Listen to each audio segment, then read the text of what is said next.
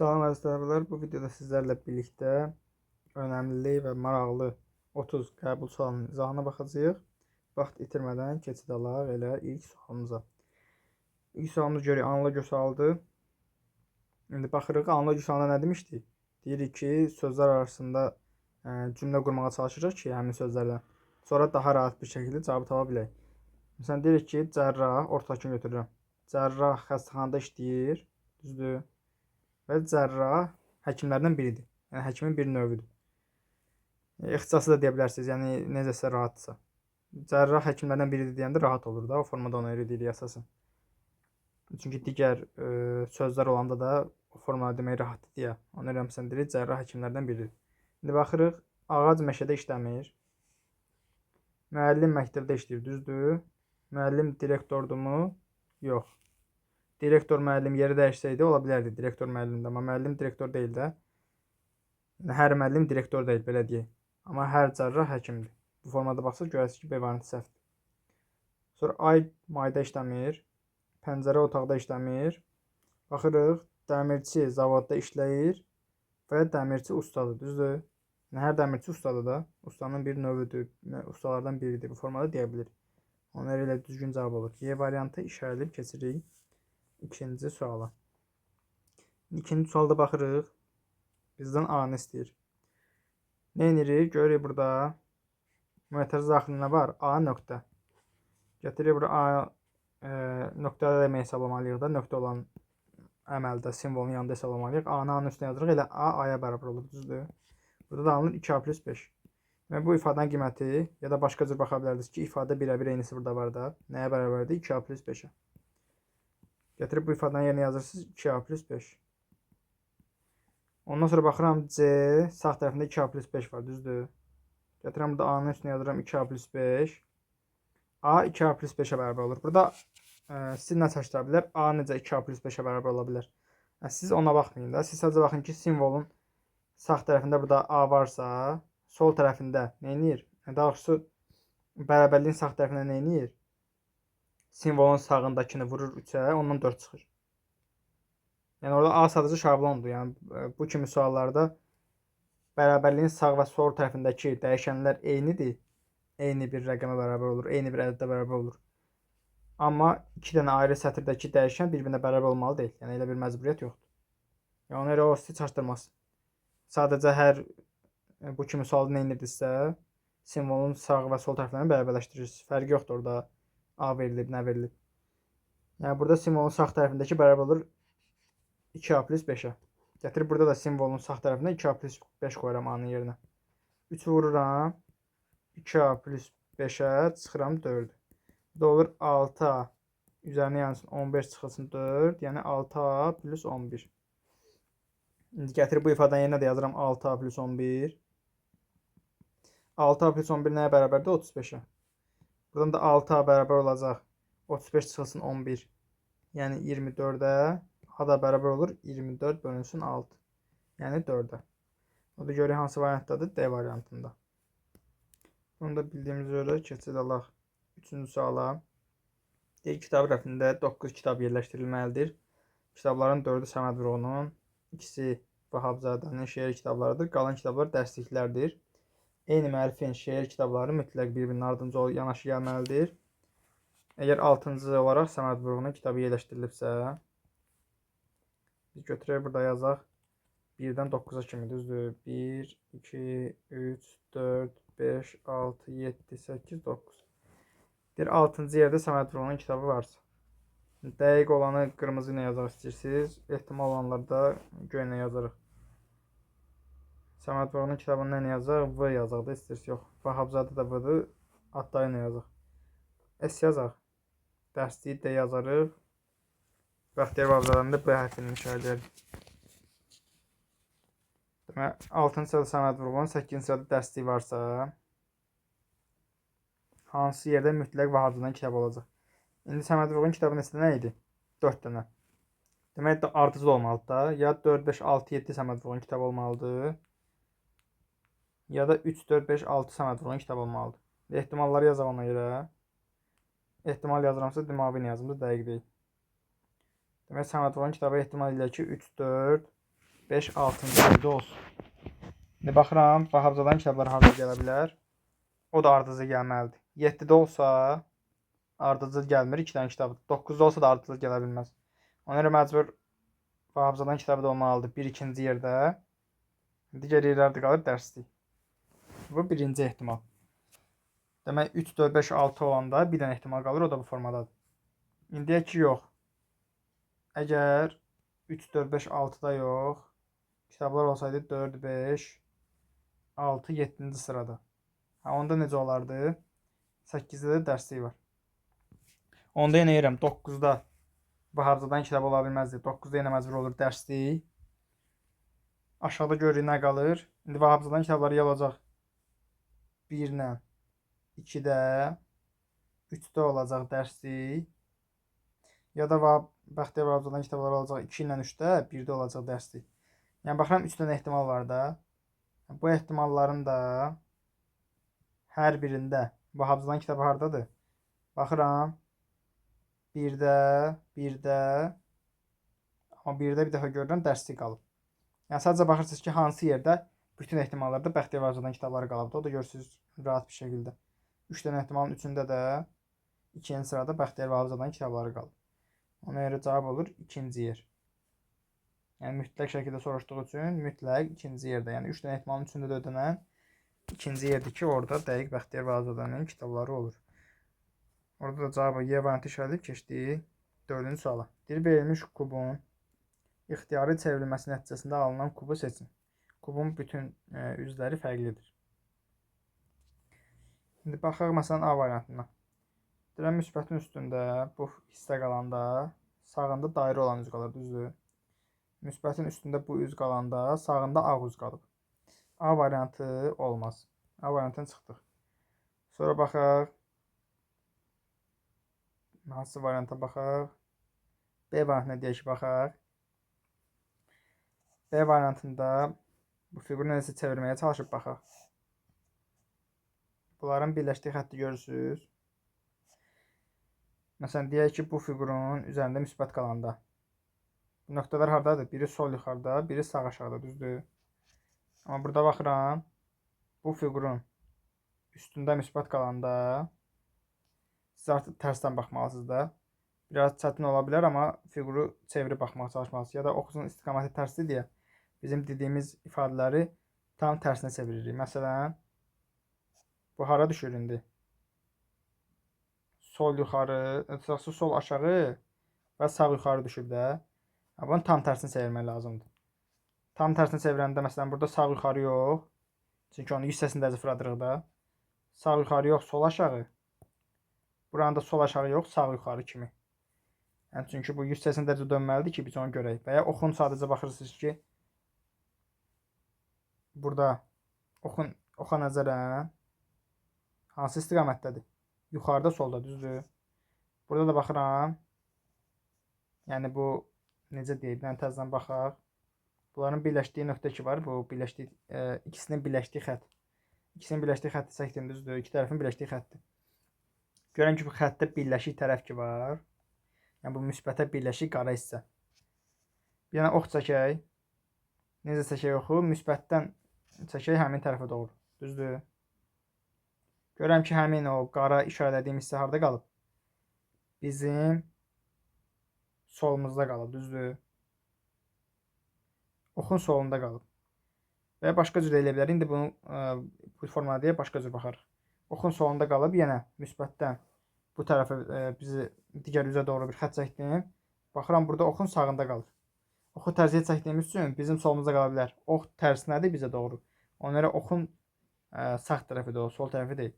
Yəni ox tərəfdən əlinizdə kitab varsa, planşet varsa, nə varsa, onun telefon varsa çevirib baxsaz, görəsiniz ki, ox tərəfdən, yəni ox istiqamətində baxanda o sağa düşür həmin ox. Yəni uyğun gəlmir. Sonra baxaq, deyək başqa cür baxaq da. Məsələn, bu nöqtəni götürürsünüz, düzdür? Bu nöqtəni götürürsünüz. O nöqtə hal-hazırda hara düşür?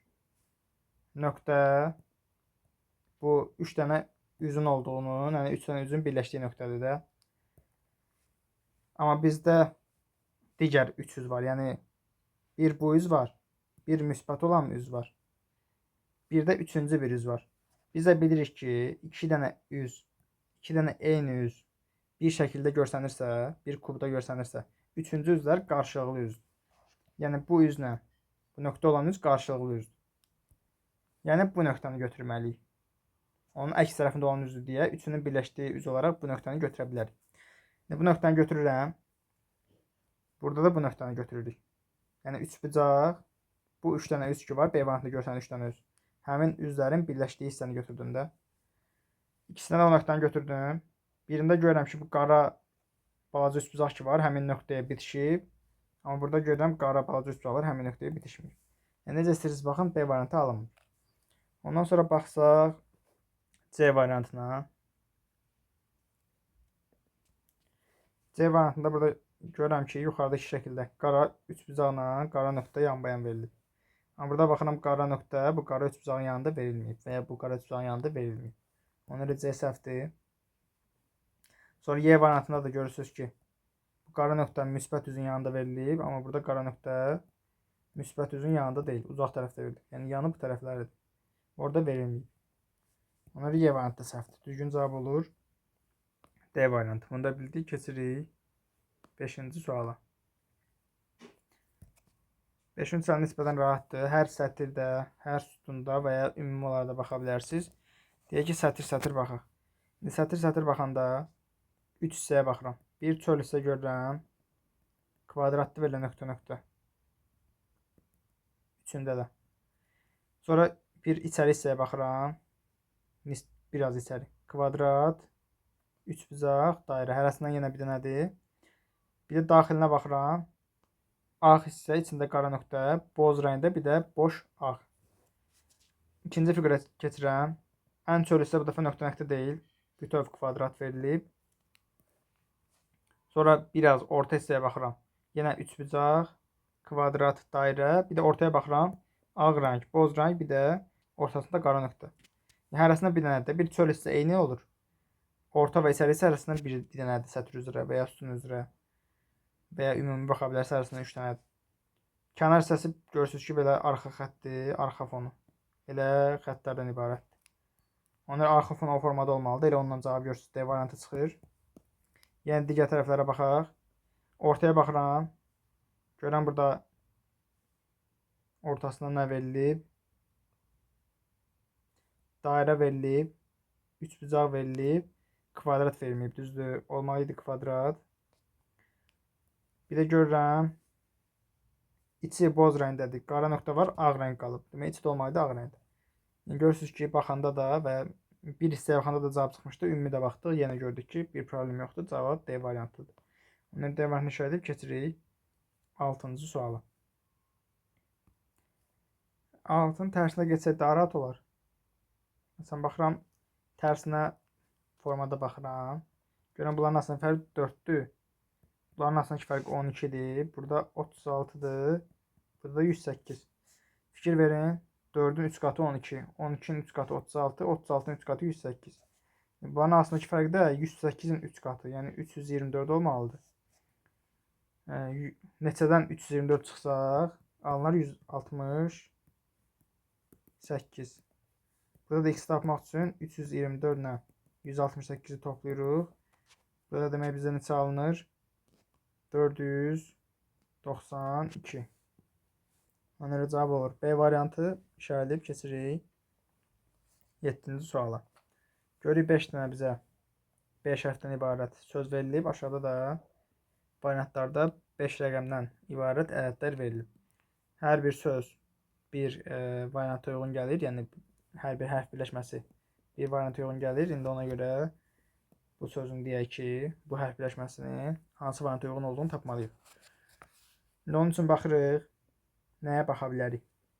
İlk sıraya baxıram, görürəm hərəsindən bir dənədir. İkinci sırada görürəm 1B var. Yəni ikinci hərf olaraq 1B, 1A, 1Y, amma 2 dənə C. 2 dənə C var deyə baxıram ikinci sıralara. 2, 5, 1, 3, 3. Görürəm ikisi 3'dür, düzdür. Bizdə 2 dənə C vardı, 2 dənə də 3. Demək C olur 3. C'lərin yerinə 3 yazıram. Ondan sonra hamısı bilinir də.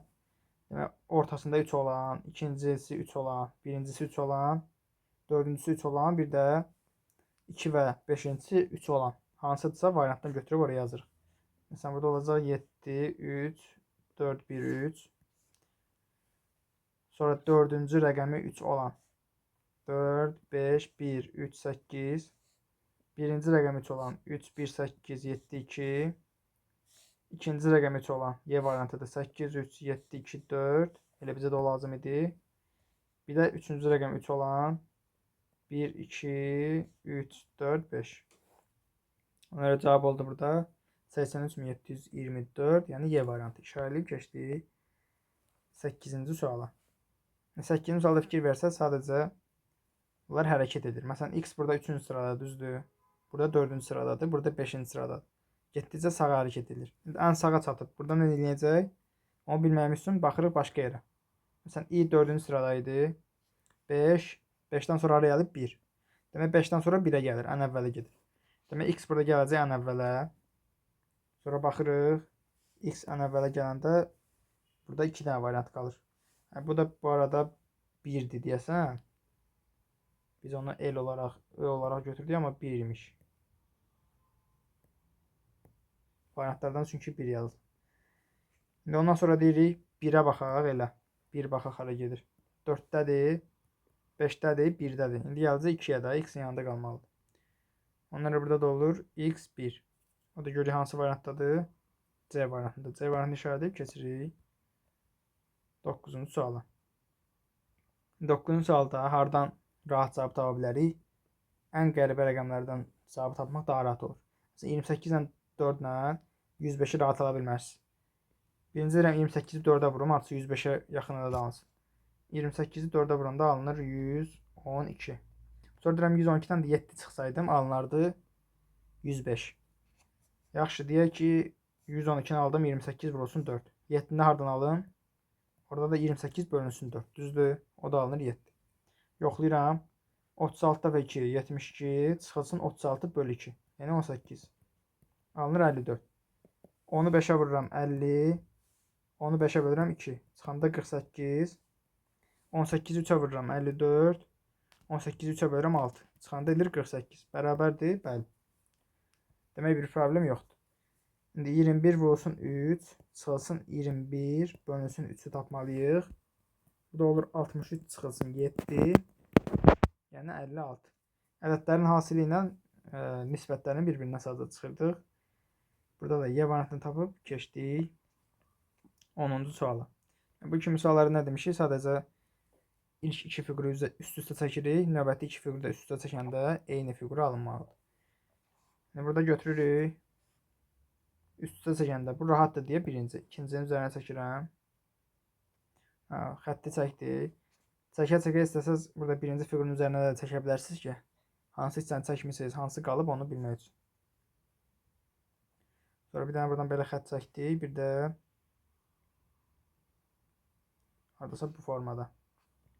Hamısını çəkdik. İndi gedirik hansı hissələr qalıbsa onu bərpa eləməyə. Üçüncü fiqurun üzərində. Baxsaq 2 dənə bir əyri, bir düz xətt var. Bir də 9 dənə kvadrat halında içəridə balaca. Onu görəndən sonra özümüz rahat bir şəkildə bərpa eləyə bilərik. Çox sürətli bir formada. 9 dənə kvadrat aldıq. Ondan sonra da 2 dənə xətt var da. Biri bu formada. Biri də haradasa bu formada. İndi ondan sonra baxırıq variantlara. Görürük bizim bərpa elədiyimiz hansı variantdadır. Görürük A variantı deyil. Sonra baxırıq. D variantı deyil. Hardan bilirik? Burada qara xəttlərlə, yəni əvvəlcədən verilmiş hissənin heç biri cavabda olmamalıdır. Yalnız bizim qırmızı ilə və ya indi hansı rənglə tamamlayırsınızsa bizim çəkdiyimiz hissə olmalıdır. Nə ondan artıq, nə ondan əski heç olmamalıdır. Yalnız bizim bərpa elədiklərimiz olmalıdır. Məsələn, burada qara hissə var. Burada bunu bütöv verib. Amma əvvəlcədən bizə verilmişdi. Demək, variantda olmamalıydı. Sonra bir də baxırıq. Hansı hissə qaldı? Burada da qara hissə verilib. B variantında da verilib. Yuxarıda əvvəlcədən verilən D variantda olmamalıdır. Ona görə cavab burada olur C variantı işarələyib keçdik 14-cü suala. Demək 14-cü sualda sözlər olur. A variantı direktor, B variantı ekvator, C variantı kurator, D variantı hamı birinci prioritet oxusa da repetitordur. Y variantı da novatordur. Demək direktor hamı bilir. Ekvator ən böyük paralel. Yeri mərkəzdən keçən paraleldir. Ekvador olsaydı D ilə. Onlar da ölkə. Ekvator ən böyük paraleldir.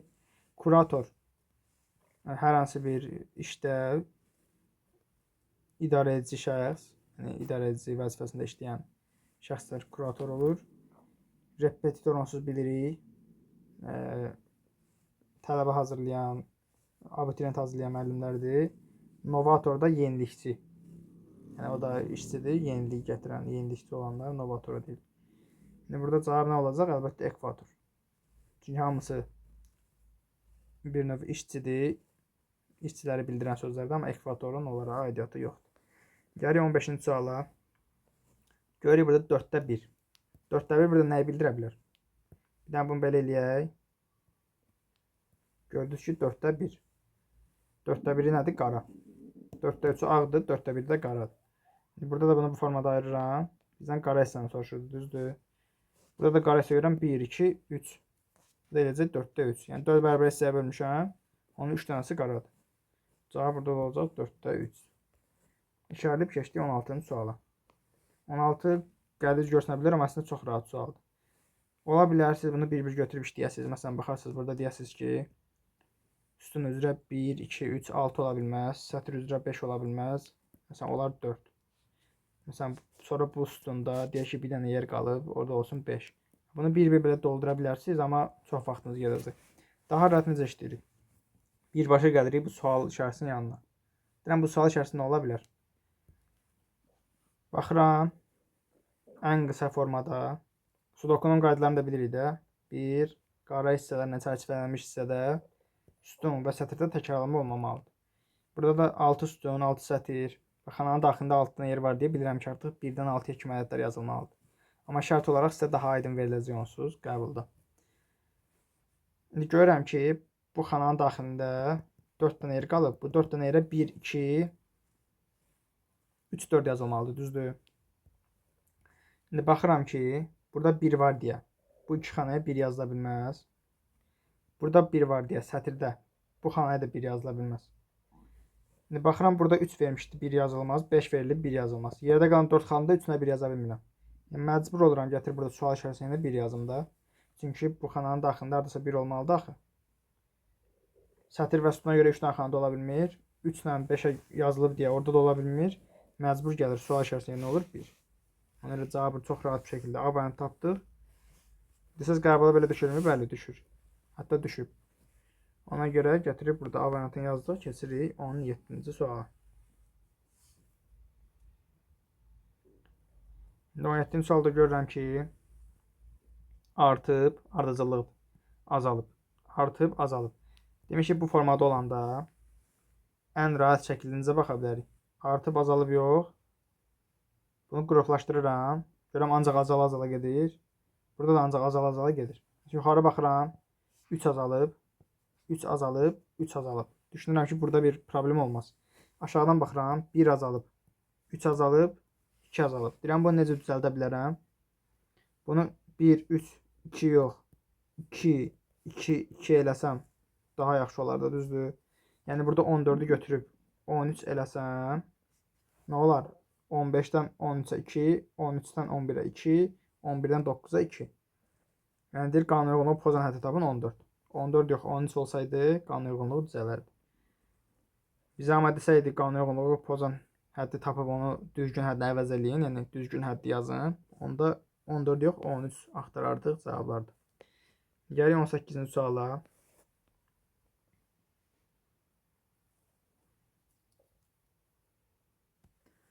Bu kimi suallarda nə edirik? Demək, baxırıq ki, 2 dənəsini toplayıb, eyni bir fiqur alıb, üçüncü. Sadəcə rənglərində fərq var. Burada cəmi 2 dənə, 3 dənə rəng olur da, əsasən. Onda götürürük, fiqurları üst-üstə qoyuruq. Deyirik, hansı rəngdən hansı alınıb. Məsələn, görürəm, boz, boz. Burada alınıb ağ. Yazıram. Bozla bozu toplayanda oldu ağ. Sonra baxıram ağ, ağ olub boz. Demək, ağla ağ toplayanda olur boz. Sonra baxaq bu hissəyə. Boz, boz elib ağ. Onu yazmışıq. Bozla ağ edir ağ. Bozla ağ olur ağ. Bir də ağla boz yazaq. Birinci ağ, ikinci boz gəlməyi. O əsasən boz plus ağla, ağ plus boz eyni şey olur. Amma hər ehtimal, bəzi suallarda ola bilər ki, fərqli versin. Ona görə yazıram ağ. Bozla toplayanda ağ edir. Demək, fərqlilik yox imiş. İndi fikir verirəm, 4 ehtimal var cəmi. Bu 4 ehtimalın 3-ündə ağ alınır, yalnız birində boz alınır. Onu yalnız edirəm ağla ağın üst-üstə düşmə ehtimalına baxın. Variantlarda. O alınsın boz, qalan hamısı ağdır da olsun. Gəlirəm baxıram hansı hissədə ağla ağ üst-üstə düşür. Görəm bir bu hissədə ağlar üst-üstə düşüb. Bir də bu hissədə ağlar üst-üstə düşüb. Demək, bunlar olacaq boz, qalan hamısı olacaq ağ. O da gəlirəm varianta, görəm D variantındadır bizə lazım olan. İşarələdiyimiz iki hissə boz, qalan hamısı ağ. Ona görə D variantını işarələyib keçirik 19-cu suala. Deyir, simvollar bir-birindən fərqli natural ədədlərdir. Sual əvəzinə uyğun olanlarını seç. Baxıram, bir-birindən fərqli natural ədədlərdir, düzdür. Görəm 3 dənəsinin hasili 21 alınıb. Hansı 3 dənə ədədin hasilinə 21 ala bilərəm? 21 onsuz cəmi 2 dənə sadə vurğu olan ədəddir də. 2 dənə sadə vurğu varsa, hər halda 1 ilə 21 götürsəm, 3-cü ədədi götürəm mənə. Ona görə 1, 3, 7 götürməliyəm də məcbur. Bilmirəm amma hansı 1, hansı 3, hansı 7-dir. Gəlirəm görəm, burada dairə var, burada da dairə var, düzdür.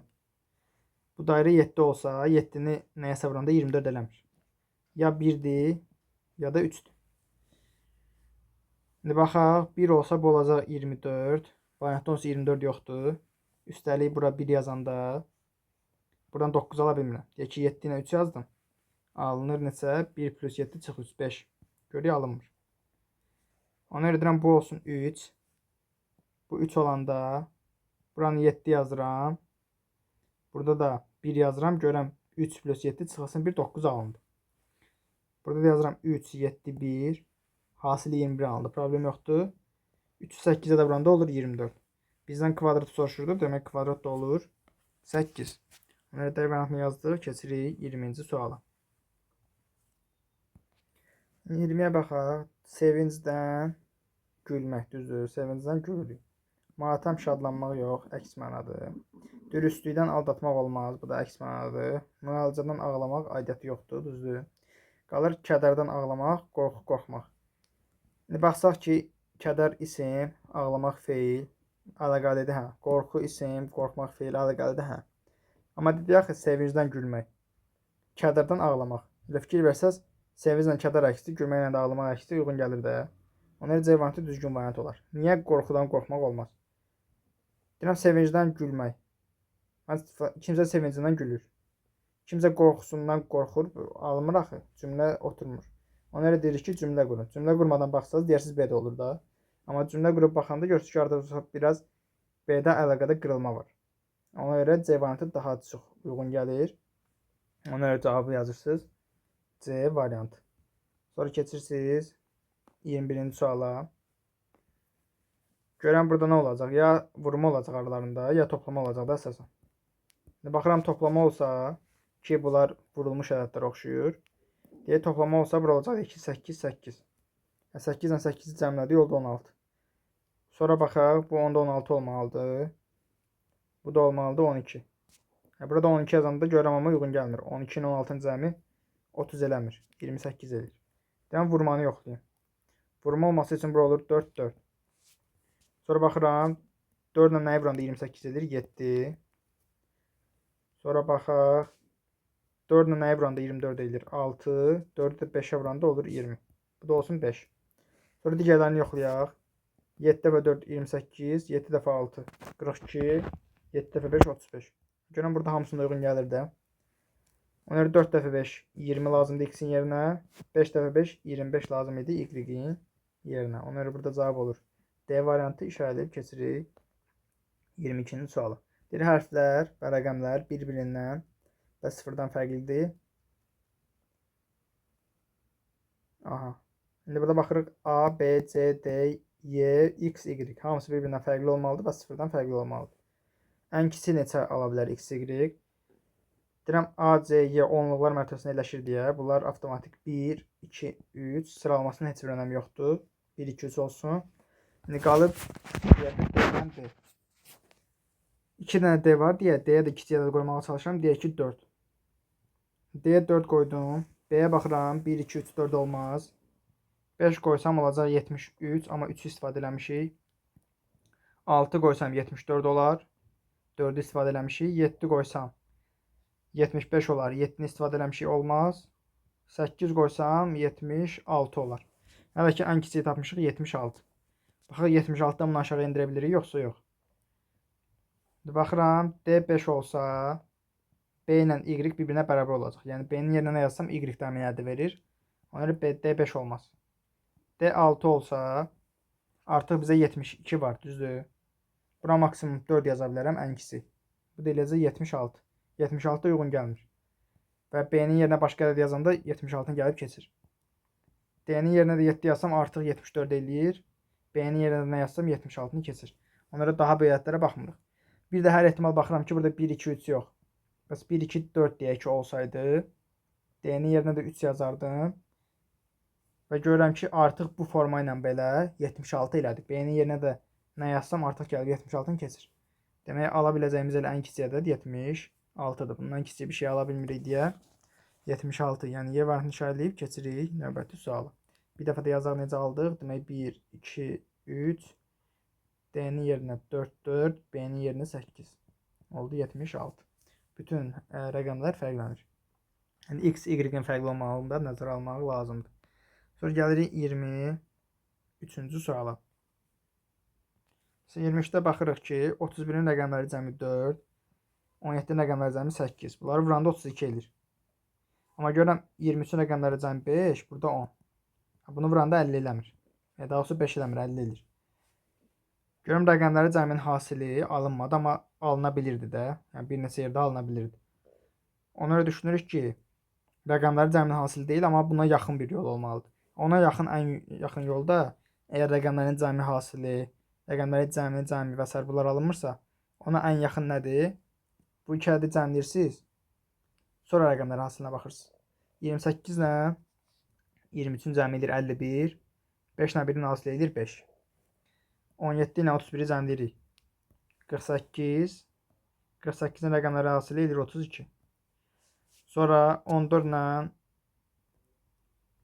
17-ni cəmləyirsiniz 31, rəqəmləri hasili 3. 14 ilə 9-u cəmləyirsiniz 23, rəqəmləri hasili edir 6. İndi 31 ilə 9-u cəmləməli edəcək 40. 40-ın rəqəmləri hasili də olur 0. Ona görə burada da cavab olur. A variantı işarələyib keçirik 24-cü suala. 24-cü sualda görürəm ki, 3 dənə rəngli deyək ki, fiqur var. Qalan hamısı ağ rəngdədir də. Ona görə rəngli olanlara da baxaq. Deyək ki, bu qara necə hərəkət edir? Saat təqrəbi istiqamətində bir dənə hərəkət edib qalxıb yuxarı. Yenə saat təqrəbi istiqamətində bir dənə hərəkət edib keçib ortaya. Yenə saat təqrəbi istiqamətində bir dənə hərəkət edib keçəcək sağa yuxarı. Görürəm D variantı uyğun gəlmədi. Sonra baxaq bu fiqura. Bu da saat təqrəbi istiqamətində hərəkət edir. Bir dənə yuxarı qalxıb, yenə yuxarı qalxıb, indi də keçməlidir sağ tərəfə. Görürük bütün variantlar da o formadadır. Fırlanmağına baxaq. Bu qara hissardadır. Sağ yuxarıda. Sağ aşağıda, sol aşağıda. İndi olmalıdır sol yuxarıda. Demək C olmaz, Y olmaz. Bir də bu fiqura baxaq. Bu saatın əksinə gedir. Demək bir də yuxarı qalxıb, sonra sola keçib, gəlib bunun altında qalıb deyə görsənmir. İndi yenə sola keçməlidir, olmalıdır sol yuxarı hissədə. Görürük iki variantda da A ilə B də sol yuxarıdadır. Bir də onun fırlanmağına baxaq. Qara hissə buradadır, yuxarıda. İndi soldadır. Demək yuxarıda olub, solda olubsa bu hissədə olacaq, aşağıda görsənmir. Bir dənə qalıb bizə sağ. İndi olmalıdır sağ tərəfdə. Bu da sağ tərəfdə görürük. B variantı uyğun gəlmir. Düzgün cavab olur A variantı. Ona A variantını işarələyib keçirik 25-ci sualı. Deyir, aşağıda A və B bitkilərinin illərə görə hündürlüklərinin dəyişməsi göstərilir. 16 ildən sonra bu bitkilərin hündürlükləri fərqi neçə santimetr olar? İndi baxaq. Demək burada nə edirik? Qrafiki götürürük və rahat bir şəkildə baxmağımız üçün hipotenuz katet deyə bir şey var. Onunla istifadə edirik. Hipotenuz nədir? Düzbucaqlı üçbucağın uzun tərəfi, katetlərdə 90 dərəcə bitişik tərəflərdir, düzdür, kiçik tərəflər. İndi birinci bu qrafikə baxıram. Bunun katetlərini çəkirəm, əgər bu hipotenuzdursa. Katetləri nə edir? Biri budur, düzdür, biri də bu. Katetlər neçəyə bərabərdir? Burada həmişə 0 olur. 0-dan 8-ə gedib deyə, bura olur 8. Burada da 0-dan 6-ya gedib deyə, alır 6. Yəni 6 sm uzanıb, neçə ilə? 8 ilə. Düzdür? 8 ilə 6 sm 8 ilə uzanıbsa, bizdən 16 soruşur da. 16 ilə neçə santimetr uzanar, bunu tapırıq. Burada da 8x çarpaz vururuq, düzün təsirli deyə. 8x bərabərdir 6 vur 16. 16 ilə 8x gedir. Burada qalır 2. X bərabər olur 12-yə. Demək 12 sm uzanacaq. Birinci bitki. Bu neçədən başlamışdı? Görürsünüz buradan 0-dan başlayıb. 12 sm uzanacaq, olacaq elə 12. Bir də ikinci, buna 1 yazaq. Bir də ikinci bitkiyə baxaq.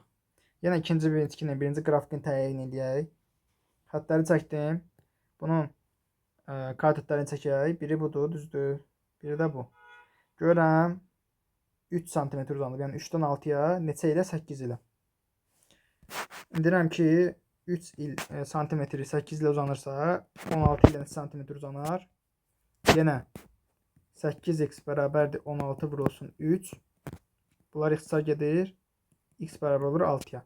Demək 16 ilə bu 6 sm uzanacaq. Bir də bunun başlanğıcı da görürəm ki 3 sm-dir, düzdür? Bu demək əkləndə 3 sm olub, 0 olmuyor. Demək 3 olub. 8 ilə 3 artıb, növbəti 8 ilə yenə 3 artacaq, olacaq 9. Yəni 3 sm əkləndə hündürlüyü idi, 6 sm uzanır, olur 9. Demək biri 12-dir, biri 9. Hündürlükləri fərqini soruşur, düzdür? 12-dən 9 çıxırım, qalır 3. Hündürlüyü fərqi 16 sonra olacaq 3 sm. Onları burada cavab edir. Variant işarələdik, keçirik 26-cı suala. Bu sualda demişik ki, hissə-hissə. Yəni ümumi cümləyə baxmırıq. Xırda-xırda cümlələrə baxırıq, mikro cümlələrə. O formada rahat şəkildə tapırıq. Deyir, aşağıdakı sırada yuxarıdan aşağıya 7-ci hərfdən. Hərf sözünü görürsünüz, saxlayırsınız. 7-ci hərfdən yuxarıdan aşağıya 1, 2, 3, 4, 5, 6, 7. Yazıram bura 1. Yəni o birinci xırda cümlə bunu bildirir. Yuxarıdakı 4-cü hərfdən. Nədən yuxarıdakı? F-dən yuxarıdakı. 1, 2, 3, 4. Gətirib buraya C-ni yenə 2 yazıram ki, ikinci cümlə bunu bildirir. Aşağıdakı ilk hərfdən, C-dən aşağıdakı ilk hərf D-dir. Yuxarıdakı ikinci hərfi tapın. D-dən də yuxarıdakı ikinci hərf 1, 2. Olur B. Həm də bu yolla baxırsınız ki, bizim artıq bütün cümlələr bitdi, ümumi cümlə də bitdi. Ondan sonra ən böyük rəqəm hansı hərfin yanındadır? B hərfinin yanında. Ona görə gətirirsiniz, aşağıda B variantını yazırsınız. Düzdür? Əlbəttə yox. Orada B tapmısınızsa, yəni həyəcanla B variantını yazmırsınız da. B hərfinin olduğu variantı, yəni D variantını yazırsınız. Sonra keçirsiniz 27-ci suala. Görürəm 4 dənə qara dairə verilib. Sonra bunlardan birinin yarısı ağarıb. Sonra yarısı ağaran tam ağarıb. Sonra digər birinin yarısı ağarıb, o tam ağarıb. İndi növbəti birinin yarısı ağarmalıdır. Amma hansının? Onlara sıraya baxıram. Sol yuxarıdakının yarısı ağardı, sonra tam ağardı. Sonra sol aşağıdakının yarısı ağardı, sonra tam ağardısa, demək sıralama hansı formadadır? Bu formada gedir də. Fikir versəz, bu formada gedir. Növbəti olmalıdır sağ aşağı. Demək sağ aşağıdakının da yarısı ağarmalıdır. İndi görürük C-də hamısı ağarıb. A-da ikisi birdən ağarıb, yarısı olmaz. D-də də uyğun gəlmir. B-də də sol aşağıdakı təzədən qaralıb. Niyə? Bir əlaqəsi yoxdur. Çox rahat şəkildə biri qara, birində yarısı qara olmaq şəkli ilə baxsaz elə, onsuz sıralamasının da önəmi qalmır. Y variantı olur düzgün cavab. Gəl 28-ci suala. Görə 28-ci sual necə ola bilər? 28-də görürəm ki, 97 ilə məsələn 49 deyək bir-birinə bitişib. Ya 49-dan 97 ya da 97-dən 49 alaram deyə düşünürəm. Düşünürük ki 97-ni alaq. Niyə? Çünki onsuz bu 2 dənəsi də 49-a bitişib də. Ona görə onlardan ola bilsin 49 alıram. 49-dan da 97-ni. Belə düşünəndə 49-dan 97-ni necə ala bilərəm? Bir ədəddən bir ədəd alınmır, düzdür? Bunu bilirik artıq. Rəqəmlərindən parçalamaq lazımdır. Məsələn 4 ilə 9-dan 97 ala bilərəm. Hə. Həm də 4 ilə 9-a görə 97 çox böyük ədəddir. Kvadrat düşünürəm. Deyirəm 9-un kvadratı 81, 4-ün kvadratı 16. Toplayanda olur 97. 7-nin kvadratından 2-nin kvadratının cəmi 53-dür. Sonra baxıram 6-nın kvadratından 1-in kvadratının cəmi 37-dir. 2-nin kvadratından 3-ün kvadratının cəmi 9 plus 4 olacaq 13. Y oldu 13, bunu tapdıq. Deyirəm bəs bu dairələr hardan gəlir? Onlara da baxıram biraz. Deyirəm ki 7 ilə 2 eləyir 9, 2 ilə 3 eləyir 5, 5 ilə 9-un cəmi 14. Yəni 3 bucağın içindəkilərin rəqəmləri cəmi 2, 3, 7, 2 hamısını topladım 14. 4, 9, 7, 2 hamısını topladım 22. 1, 2, 1, 4 hamısını topladım. Yox, bir dəqiqə elə yox. 3 bucağın içindəki. 2, 3, 6, 1 hamısını topladım 12.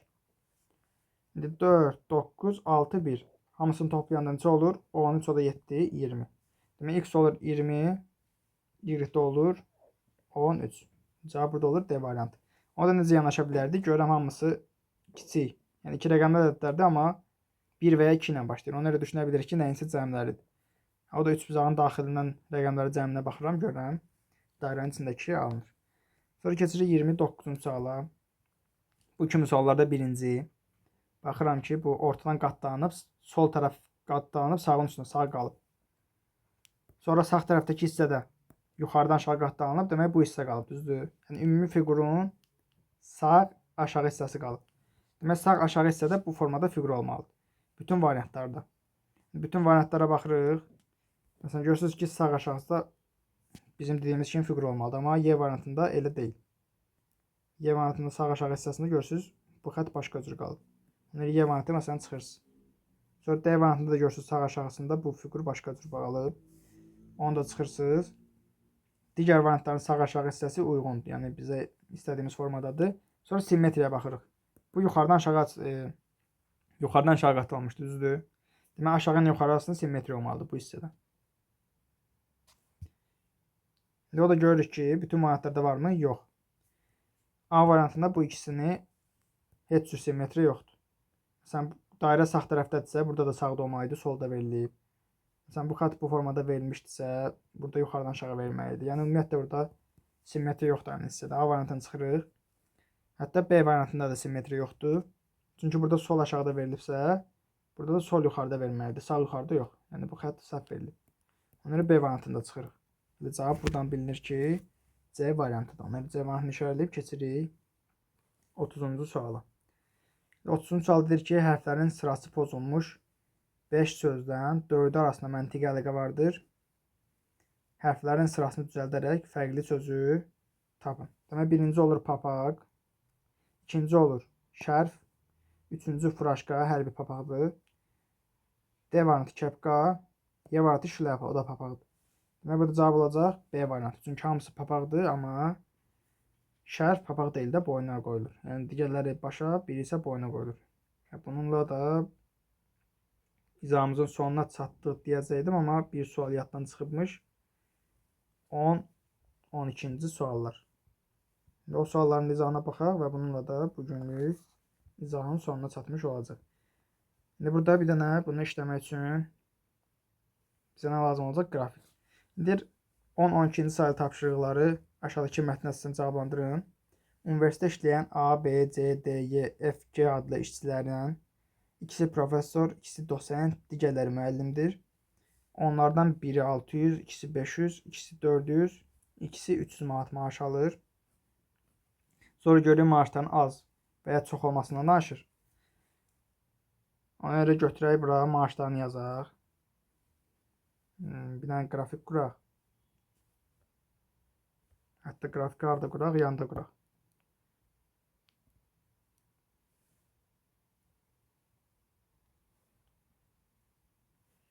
Demək, yazaq bura. Nə yazaq? Maaş.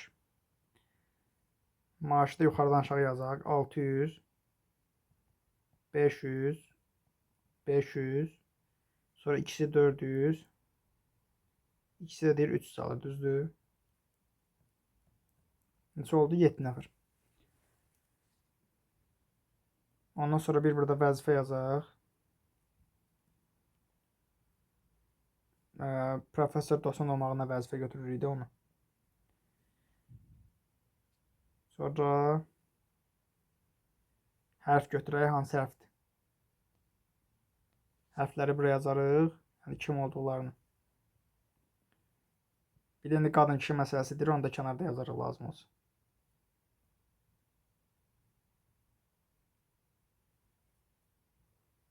Aha. İndir ki heç bir professor, dosent və müəllimdən heç bir dosent isə müəllimdən azalmır. Bir professor dosentdən azalmır. Müəllimdən də almır. Yəni ən çox professor alır. Dosent də deyir müəllimdən azalmır. Onları sıralayaq elə. Demək neçə idi? İkisi professordur. Demək professorları buraya yaza bilərəm. Yəni heç bir müəllim və dosent azalmırsa, professor ən çox alanlardır. Sonra dosentlər də deyir müəllimlərdən azalmır. Buna dosent yazaq. Bir də müəllimlər yazaq. Müəllim. Ondan sonra deyir ki, C, D, G, F qadınlar, A, B kişilərdir. Bunu silək, amma o qadın kişi məsələsi qalsın. Qadınlar ya professor ya dosentdir. Qadınlar ya professor ya dosentdirsə 4 dənə var da. 3 dənə yerdə qalanda olur müəllim. Demək A, B, Y müəllimlərdir. A, B, Y müəllimdir. Digərləri də professor və ya dosentdir. Deyir ki, professor olmasa da, professor olan C-nin aldığı qadın maaş alır. Demək C professordur. C də olunda olur dosent. Çünki qadındır. Qadın da demişdi ya dosentdir ya professor. Professor deyilsə dosentdir. Demək C dosentdir. C də professordur. Eyni maaş alırlar. Demək C professordur. C də dosentdir. Eyni qədər maaş alırlar. 500 ikisidir. Ondan sonra da F A-dan 100 manat çox maaş alır. İndi baxıram. A müəllimdir, düzdür? A müəllimsə ya 400 alır ya 500 alır. Ya 300 alır ya 400 alır. A 400 alsaydı, F ondan 100 manat çox. 500 almalıydı ki, 500 ala bilməz. 500 alanların ikisini də yazmışıq. Ona görə A 300 alır. Dəqiq olaraq. A 300 alırsa F nə qədər alır? Ondan 100 manat çox, 400. Amma F orada görürük. Qadındır deyə dosent olmalı. Yəni müəllim olan 400 deyil. Dosent olan 400'dür. Bir də bizdə dosentlərdən kim qaldı? F, C, G-ni yazmışıq. Bir dənə D qaldı. D də demək professorda 600 alır. İndi bizə 2 nəfər bilinmir. B ilə G. Demək B ilə G bilirik kişidir. Müəllimdir, amma bilmirik hansı 400 alır, hansı 300 alır. Onları keçirik aşağı. Deyir, əgər B F-in aldığı qədər maaş alırsa, B F-in aldığı qədər maaş alırsa, bu ehtimaldır deyə gətir bir ehtimal olaraq yazaq. Ehtimal kimi yazırıq deyə başqa rəngdə yazım, göy yazım məsələn. B F-in aldığı qədər maaş alırsa, onda Y də düşəcək bura. Aşağı baxıram. A B-nin aldığı qədər maaş alır. Yox. Biri 300 alacaq, biri 400. Y C-dən 100 manat az maaş alır. C 500'dür, Y 300'dür, yox. B C-dən 200 az alır. C 500'dür, biri 400. 200 eləmir, 100 eləyir fərqləri. B G-dən 100 az alır. Görəm ki, G 500'dür, B isə 400. Demək 100 manat az maaş alır. Burada cavab olur D variantı. Y-də də deyir B D-dən 300 az alır, yox. Biri 600'dür, biri 400. 200 az alır. Sonra keçirik 11-ci suala. 11-ci sualı keçməzdən öncə buranı silirəm.